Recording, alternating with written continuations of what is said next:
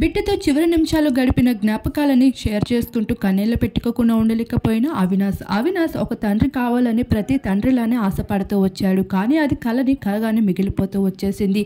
భార్య డెలివరీ సమయంలో అయితే ఎన్నో ఇబ్బందులను ఎదుర్కోవడం వల్ల పుట్టిన బిడ్డనైతే కోల్పోవలసి వచ్చింది.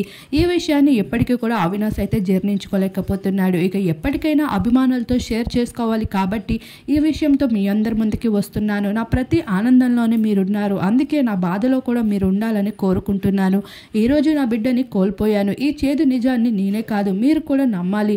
ఈ విషయం నుండి బయటకు రావడానికి నాకు చాలా సమయమే పడుతుంది. ఏం జరిగింది, ఎలా జరిగింది అనే విషయాలను అడిగి నన్ను ఇబ్బంది పెట్టి ఇంకా బాధించకండి. నేను వీటన్నిటి నుండి త్వరగా బయటకు రావాలని కోరుకోండి. అలానే నా ప్రతి ఆనందంలో కూడా ఇకపైన మీరు ఉండండి అంటూ ఎమోషనల్తో ఒక ఎమోషనల్ పోస్ట్ని షేర్ చేసుకోవడం జరిగింది. అయితే అవినాష్ డెలివరీ తర్వాత ఇలా జరిగిందనే విషయం అయితే ఇప్పటికే బంధువుల ద్వారా అలానే కొన్ని ఫొటోస్ ద్వారా అయితే రివీల్ అవ్వడం జరిగింది. ఈ విషయం పైన అభిమానులు కూడా ఎంతో ధైర్యాన్ని అవినాష్కి అయితే అందిస్తున్నారు సోషల్ మీడియా వేదికగా.